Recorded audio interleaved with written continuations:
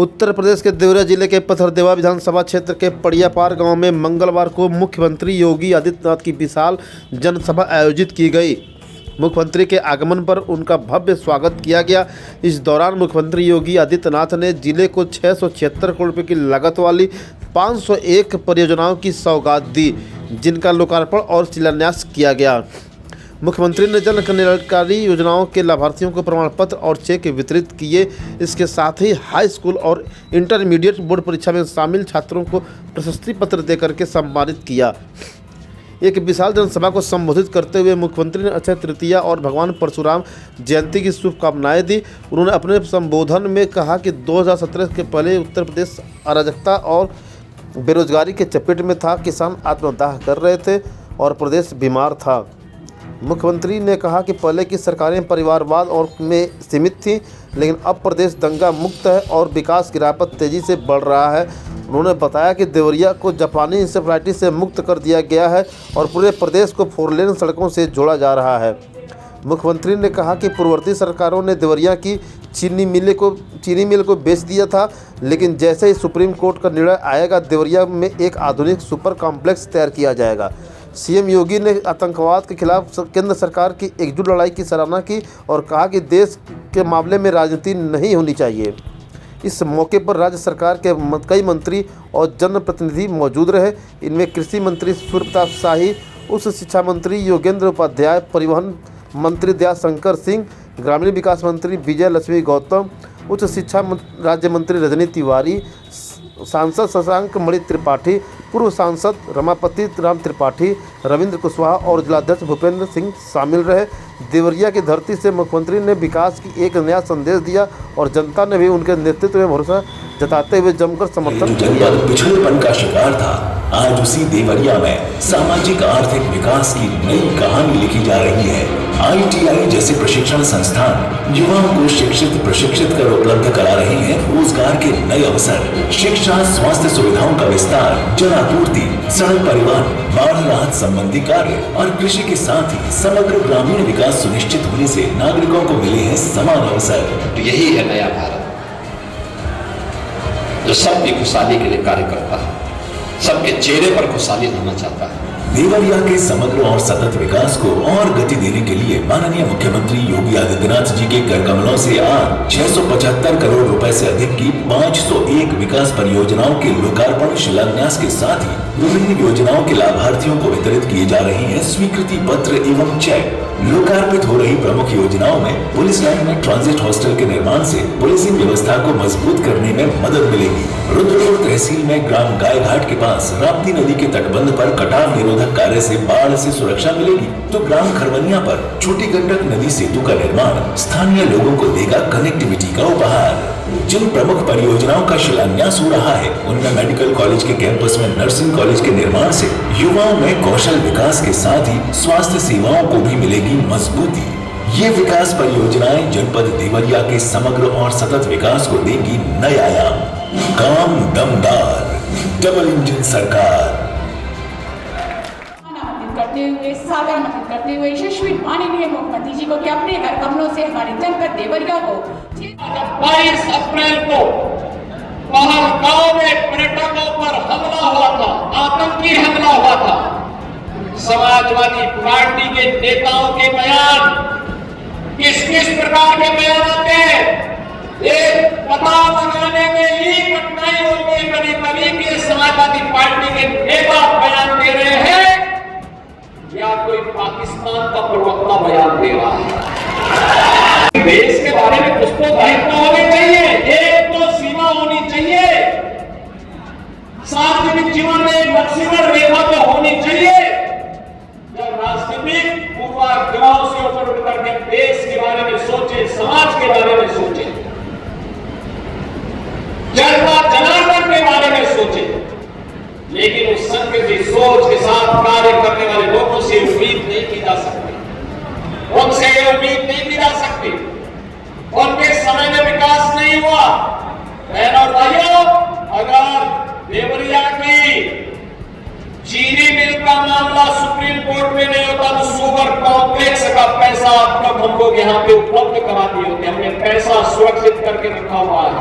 लेकिन supreme court में, माननीय उच्चतम न्यायालय में मामला लगा होने के नाते इस मामले में हमारे हाथ बंधे हुए, लेकिन पैरवी हमारे स्तर पर लगातार जारी है। हमें एक स्वर से निंदा करनी चाहिए। आतंकवाद के खिलाफ देश की लड़ाई प्रधानमंत्री मोदी जी के नेतृत्व में 144 करोड़ के भारत को एक स्वर से लड़ना चाहिए। एक स्वर से प्रधानमंत्री मोदी जी के नेतृत्व में आतंकवाद का नेस्तनाबूद करने के संकल्प के साथ आगे बढ़ना चाहिए। इस संकल्प के साथ अगर हम आगे बढ़ेंगे तो जैसे 10 वर्ष में आपने देश से आतंकवाद को, नक्सलवाद को, उग्रवाद को समाप्त होते हुए देखा होगा, ऐसे ही जो थोड़े तत्व आप सिर उठाने का प्रयास कर रहे हैं, इनके भी जहन्नुम में जाने के दिन बहुत शीघ्र सामने दिखाई देंगे। और इसीलिए बहनों और भाइयों, आज हम सब आपके बीच इसी बात को लेकर के आए हैं।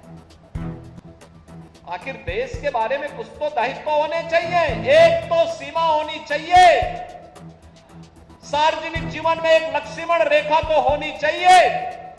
जब राजनीतिक पूर्वाग्रहों से ऊपर उठ करके हम देश के बारे में सोचें, समाज के बारे में सोचें। बहनों और भाइयों, याद करिए, इसी देवरिया और कुशीनगर जनपद में भूख से मर रहे मुसर और अन्य तमाम गरीब तबके के लोगों के बीच में हमें 2017 के पहले देखने को मिलता था, वहां जाना पड़ता था, क्योंकि उनका राशन तब तत्कालीन सत्ताधारी दल के लोग खा जाते थे। उस समय उनका राशन वे खा जाते थे। आज किसी गरीब के राशन पर कोई डकैती नहीं डाल सकता, और अगर डकैती डालेगा तो उसे भी मालूम है कि डकैती की कीमत क्या चुकानी पड़ेगी। बाप दादों ने भी जो कमाया होगा वह भी सरकार अपने कब्जे में लेकर के गरीबों में वितरित करने का काम कर देगी। इसीलिए बहनों और भाइयों, हमें अब विकास के बारे में सोचना है। विकास का कोई विकल्प नहीं हो सकता, कोई विकल्प नहीं हो सकता। वही विकास लेकर के हमारे जनप्रतिनिधि जब प्रयास करते हैं, तब कॉलेज का निर्माण होता है, ITI का निर्माण होता है। देवरा बाबा के नाम पर भारतीय जनता पार्टी की डबल इंजन सरकार ने देवरिया में मेडिकल कॉलेज का निर्माण किया। मेडिकल कॉलेज में आज नर्सिंग कॉलेज के भी निर्माण के कार्य को आज वहां प्रारंभ किया जा रहा है। बहनों और भाइयों, नर्सिंग कॉलेज बनेगा तो बेटियों के लिए 100%, मान के चलिए 100% प्लेसमेंट की गारंटी होगी, 100% नौकरी की गारंटी देने वाला कार्य है। जिन बेटियों को गोरखपुर, लखनऊ, दिल्ली या अन्य बड़े महानगरों में नर्सिंग की पढ़ाई के लिए जाने के लिए मजबूर होना पड़ता था, अब उनको देवरिया में ही देवरा बाबा मेडिकल कॉलेज के कैंपस में ही ये सुविधा प्राप्त हो पाएगी। ये सभी सुविधाएं उनको यहां प्राप्त होंगी। बाढ़ बचाव की स्थायी समाधान का निवारण के लिए भी तमाम कार्यों का शुभारंभ किया जाता है। बहनों और भाइयों, देवरिया के लिए तो अभी बहुत कुछ है, पर सोनू घाट मार्ग के बारे में भी मैंने कहा है, जल्दी से उसका प्रस्ताव भी भेजें। और यही नहीं, इनलैंड वाटरवे के लिए देवरिया के प्रभारी मंत्री के रूप में परिवहन मंत्री को इसलिए बनाया गया है, इन्हीं पे विभाग को उस कार्य को करना है कि बलिया में जहां गंगा जी और सरयू जी मिलती है, गंगा जी की धारा के साथ वाराणसी और प्रयागराज के लिए इनलैंड वाटरवे की सुविधा दी गई है, लेकिन अब सरयू जी के रास्ते अयोध्या तक भी इनलैंड वाटरवे की सुविधा मिले, जिससे देवरिया के किसानों के प्रोडक्ट को भी अंतर्राष्ट्रीय बाजार तक पहुंचाया जा सके, वहां तक पहुंचाया जा सके। और उसी अभियान के क्रम को जितनी तेजी के साथ ये कार्य हो सकते हैं, इनलैंड वाटरवे अथॉरिटी का गठन किया जा चुका है। अभियान तेजी के साथ आगे बढ़ेंगे, बिना रुके बनेगा, बिना झुके रहेगा, बिना डिगे अपने मार्ग से डिगे। ये डबल इंजन की सरकार अपने कार्यक्रमों को लेकर के आगे बढ़ेगी और उसी कार्यक्रम के सिलसिले में मुझे आज देवरिया में फिर से आने का अवसर प्राप्त हुआ है। जनता जनार्दन के बारे में सोचें, लेकिन उस संकुचित सोच के साथ कार्य करने वाले लोगों से उम्मीद नहीं की जा सकती। उनसे ये उम्मीद नहीं की जा सकती। उनके समय में विकास नहीं हुआ। बहनों और भाइयों, अगर देवरिया की चीनी मिल का मामला सुप्रीम कोर्ट में नहीं होता तो शुगर कॉम्प्लेक्स का पैसा अब तक हम लोग यहां पे उपलब्ध करा दिए होते। हमने पैसा सुरक्षित करके रखा हुआ है, लेकिन सुप्रीम कोर्ट में माननीय उच्चतम न्यायालय में मामला लगा होने के नाते इस मामले में हमारे हाथ बंधे हुए हैं, लेकिन पैरवी हमारे स्तर पर लगातार जारी है। ये मामलों का निस्तारण होता है देवरिया क्षेत्र जनपद में भी। यह कार्यक्रम आगे बढ़ना चाहिए। यहां के किसानों की आमदनी बढ़नी चाहिए। पिछले 10-11 वर्ष में जो परिवर्तन आया है, आज अन्नदाता किसान यूपी के अंदर और देश के अंदर आत्महत्या नहीं करता है। आज भूख से मौत नहीं होती है। आज नौजवान प्लान करने के लिए मजबूर नहीं है।